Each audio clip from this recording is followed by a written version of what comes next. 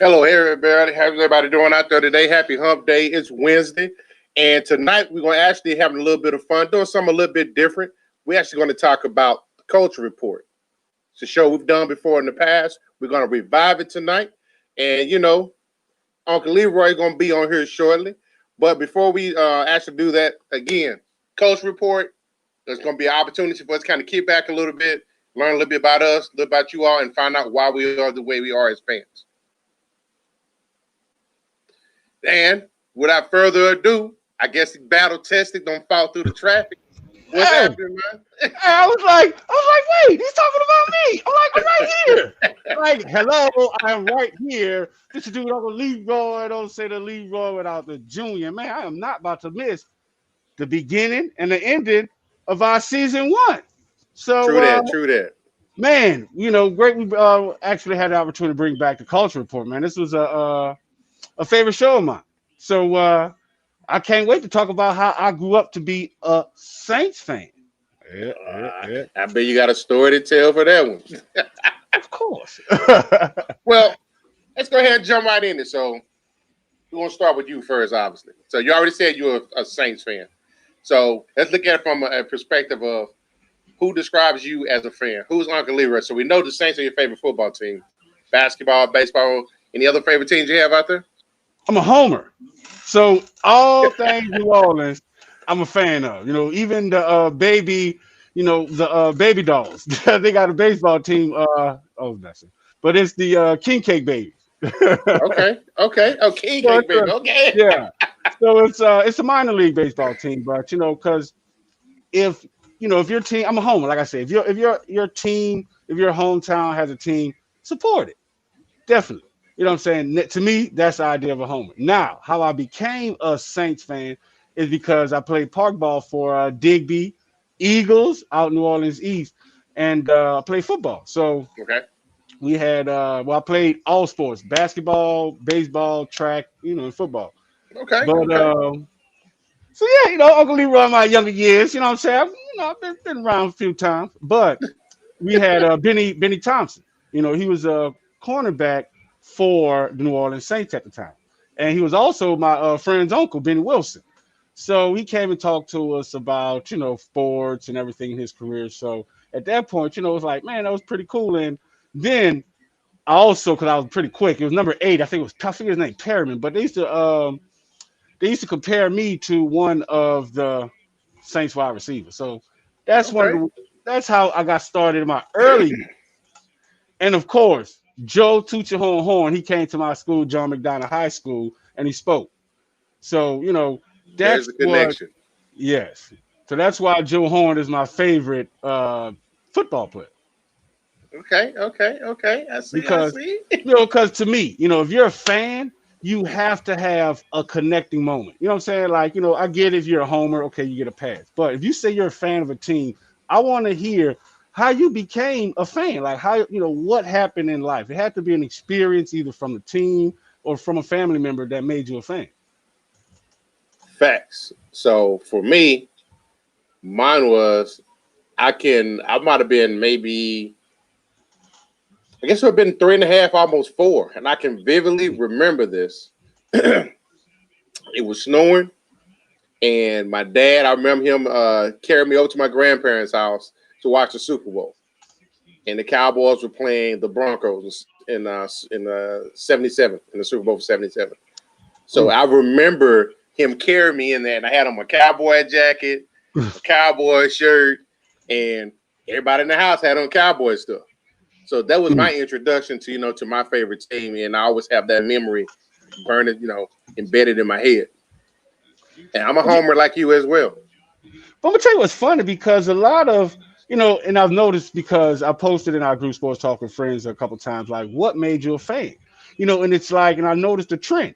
Most fans were made fans the same way. Like a lot of, because Cowboy fans don't have a lot of history. So most fans, Dallas Cowboy fans had their moment like yours. It was their dad or their granddad brought them either to a game or they just remember those Sundays just in watching the game. So I found that quite interesting. Just like with a lot of Patriots fans, a lot of Patriots fans they've home. You know what I'm saying? They've been Patriots fans. So Someone, yeah. Well, I'm sorry. I'm sorry. Yeah, I had to. Let me retract that. But Hey, go ahead. well, I would say this: and most Saints fans, we became Saints fan because we just hated, the Cowboys.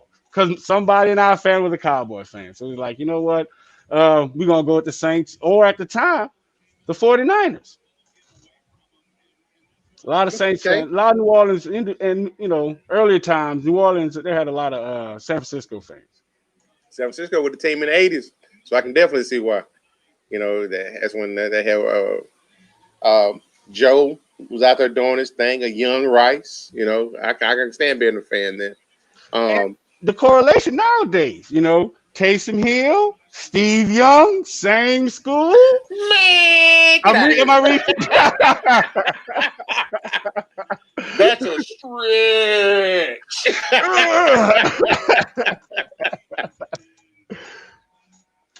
But I definitely get it, man. But no, I'm like you. I'm a homer myself.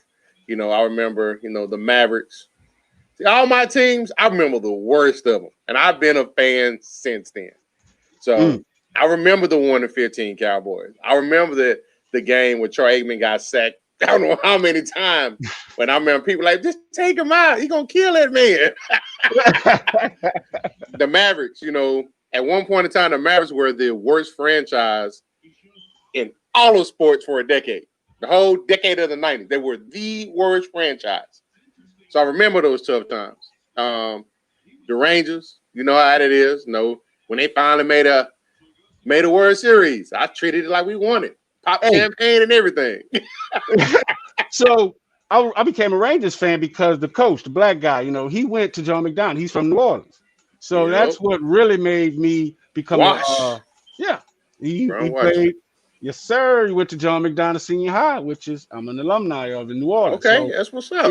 That made me proud. Like, oh, okay, hey, all right, so I really rock with the Rangers, and it's funny because with the Mavs, I got a story for that. Shout out to my godson. He's a Dirk fan, but so I took him. He was a little kid. I forgot about 10 years old. So we had front row seats at the courtside seats to see Houston. That's when Yao Ming was playing and T-Mac. Oh wow, okay. Yeah. So we get to the game and I'm like, yeah, this how you Power Rain do it. And I'm noticing he's not paying attention to the game because he stopped being a fan of Yao Ming and Tracy McGrady. I was like, why the hell you didn't tell me this before I paid all these tickets? You know what I'm saying? So that's when he started becoming a fan of the Dallas Mavericks. So he started liking Dirk Nowitzki. So hence why like Dirk Nowitzki. Understandable. That makes a lot of sense. So I even like the Dallas Sidekicks. It was an indoor soccer team, and the best player on that team was Tattoo. Support all my hometown teams, man, no matter what, good, bad, and the ugly. That shows right now, it's a lot of ugly. Hey, but that shows economics. You know what I'm saying? Because you got to support the team because that's an outlet. Just like when the Dallas Renegades, the XFL team, they was out here in Dallas. I became a season ticket holder because I'm home. You know what I'm saying? Hey, pay taxes here. Hey, I'm here. So definitely want to support the new up and coming team. So on the other side of that, who was your favorite player? No matter what sport, just favorite player, period. Carl Lewis. That's because they made the comparison of he and I growing up. I was big in track. He was big in track. So shout out to you, Robot. You know what I'm saying, Roy? Appreciate you, big Olympian. Because that was, that's what started my competitive nature. Just like we seen last week. When we interviewed the Olympian, he's super competitive. I am super competitive. I just had to tone down. So I like Carl Lewis's story, and I like what he did on the track. It makes a lot of sense. I'll probably say for me, it have to be if I had to really think about it, mine's kind of hard. It's got split between two people that actually played together. Okay, well, close your eyes and pick one. If I had to pick one, it'll be probably Tony Dorsett. That's my first introduction. Running back. Because because I always played running back growing up, and my first jersey I ever got was 33, and I always associated 33 with the Cowboys, no matter what. Even when he had the one bad season in Denver, he's always going to be, I was going to be a Dallas Cowboy to me. And I remember, anything I get that had 33 on the Cowboys, that's what I wanted. Nice. Okay. Hey, shout out to you, Jay, the NBA guy. He says, "Hi, how are you fine gentlemen today?" Hey, we good, man. This is the start of a new show and the end of a new show because we are going to season 1. But thanks for hanging out with us. So just stay tuned to what's next. So we got a lot of things popping. Most certainly. So, who is the one player that you probably say, if you admitted that he was your favorite player, that people go, like, what?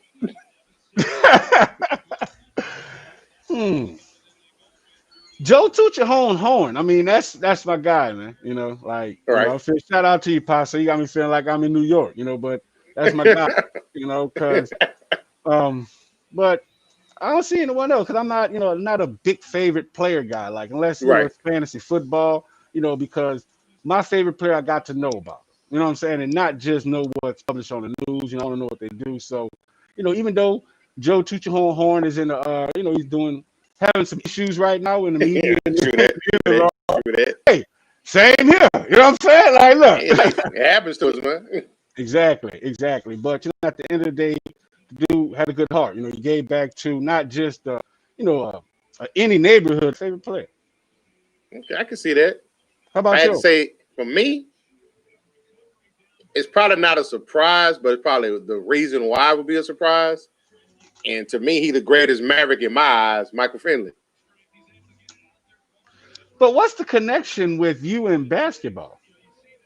My grandmother played basketball. My dad played basketball. What? My sister played basketball.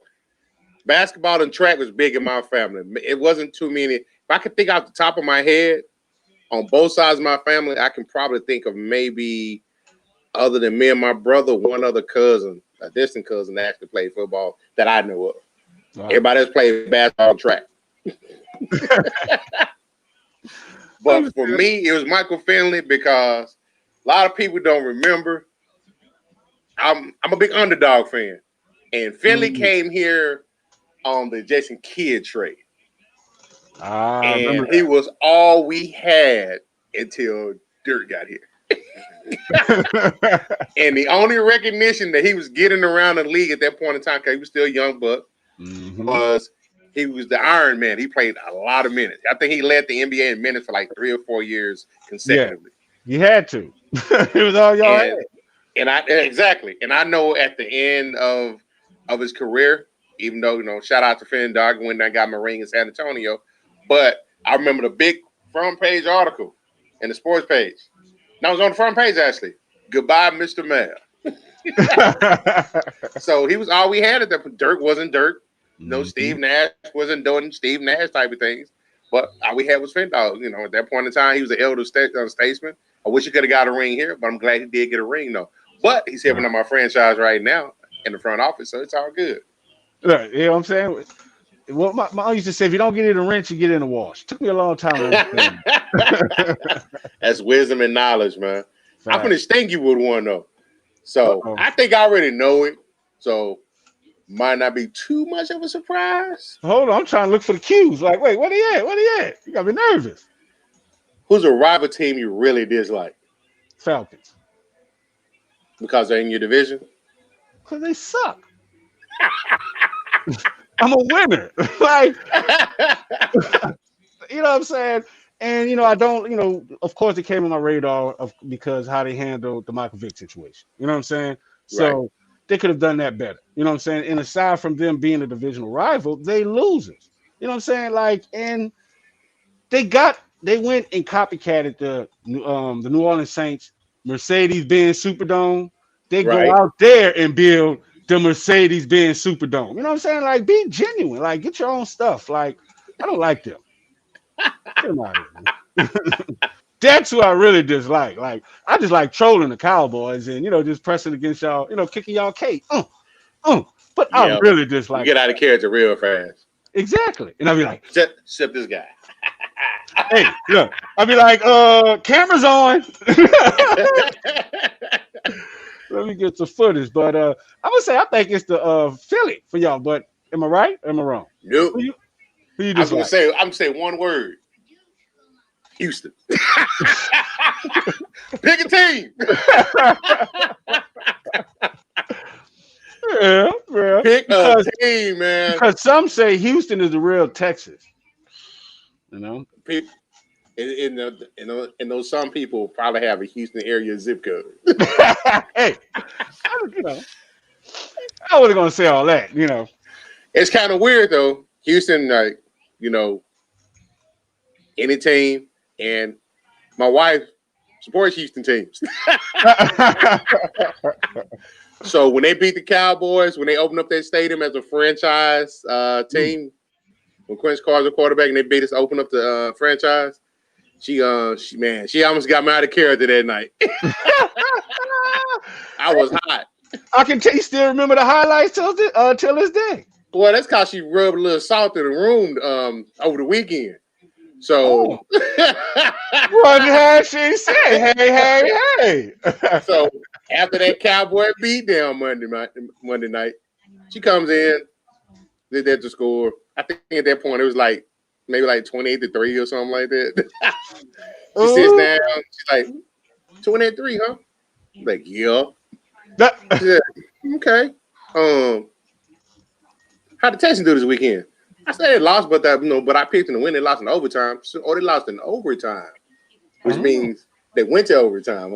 And she just walked out. I'm like, you ain't right.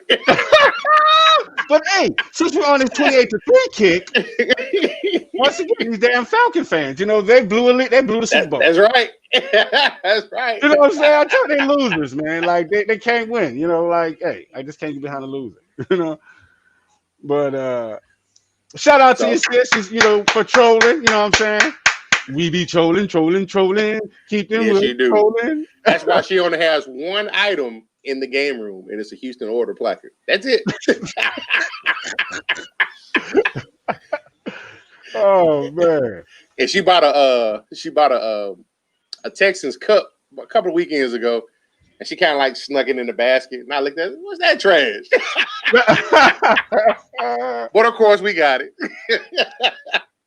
So, who's your secret favorite team? Hey man, a man should not have secrets, man. Let's start that right there. I don't know about no secret, but you know what I'm saying. On the slick, I can say the slick. All right. You know what I'm saying? I said the Cowboys on the slick. Interesting. Yeah. For me, I will probably say San Francisco.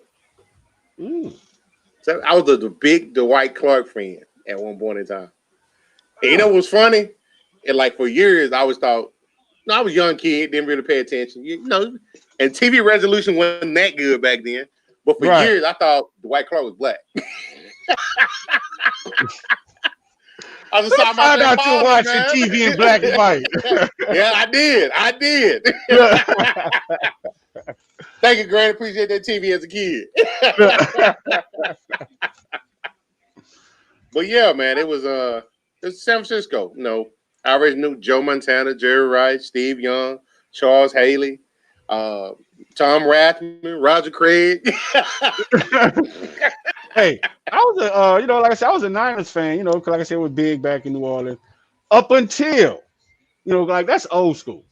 Up until they disrespectful ass came to New Orleans and won a second line. Oh yeah, I remember that. Yeah. Didn't go too well when we did it. So y'all get a pass. You know what I'm saying?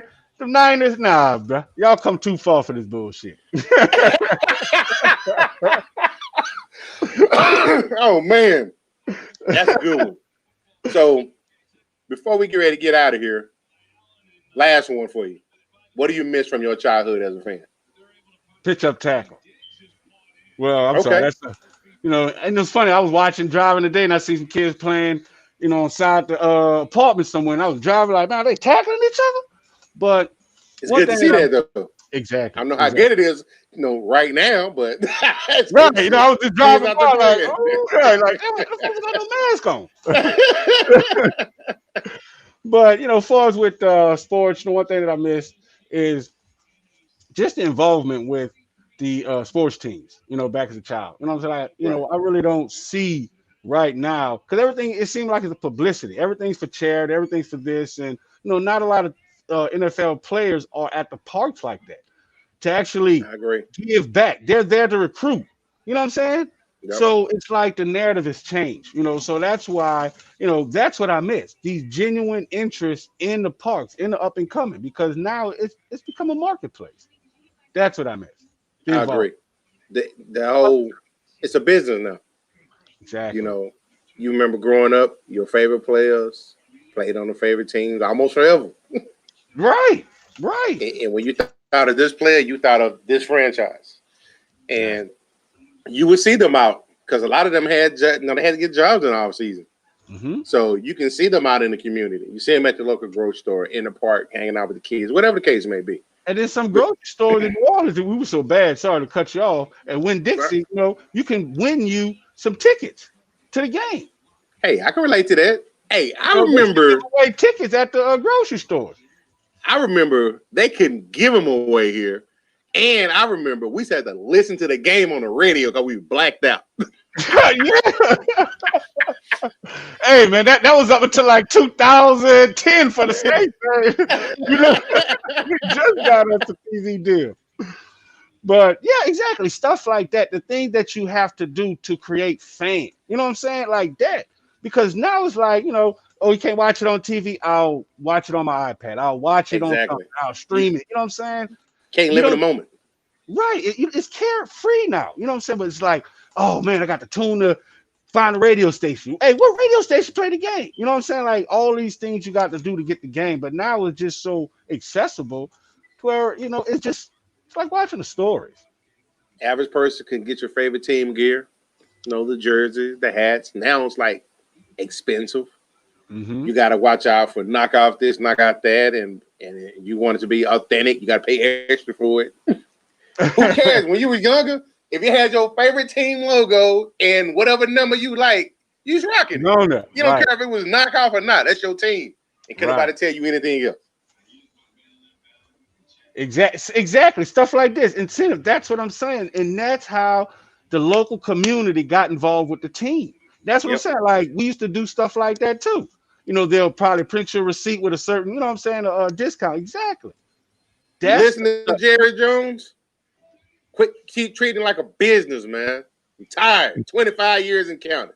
The trophy's getting dusty, man. That's funny. But yeah, that's what I miss. Just the involvement with the local team in local government. Not all of this NFL cares with the charities. I'm seeing them in the which is great. Don't get me wrong. I appreciate that. But it's a follow-up. Exactly. That's what I'm saying. These local kids are they're the local kids' heroes. Let them be accessible to them. They don't, take them off the TV. Yep. And shout out to Sports Talk with Friends because we're gonna be connecting the athletes and the players to the fans. So even though we're going on what is it, hiatus, for about 30 days, you know what I'm saying? We still gonna be bringing y'all the exclusive interviews. Facts. Any shout out you got out there for us? Man, do I got a long list because Let's do this. So let's do this to say goodbye. But man, shout out to Sports Talk with Friends. Shout out to you, man. It's been we committed, like we gonna say behind the back screen, behind spill some beans. We committed to 30 days. We was like, we're gonna do this for 30 days, and we did longer than 30 days, man. So shout out to you for keeping things consistent. Shout out to the team because nothing could work without a good team. You know what I'm saying? So the team are awesome. Shout out to everyone that support us because things got a little rocky, got a little choppy, but we still push through. And it's because of y'all. But shout out to everybody, man. Like appreciate y'all. This is your dude Uncle Leroy. Till next time. Hey, as far as me, I do. I want to shout out to you to start off the bat. You know, we Same went thing. through a test run. It was a little shaky, but we made it. You know, we made it do. Shout Yeah. out to you as far as the draft. That's what started it all. We went the entire first night nonstop. I think it was like 5 or 6 hours straight, Facts. and that's what launched this whole thing. And looking forward to stepping back for a little bit of time on a brief hiatus, regrouping some things, coming back with some the exciting stuff for you, the stuff you like to see us doing on steroids. Anybody can get tested around here. It's gonna be on steroids. Exactly. So it's gonna be big and it's bigger and exciting as it's always been. But we're gonna try to take it another level because y'all deserve that. Y'all are what drives us at the end of the day. Shout out to my family for having patience.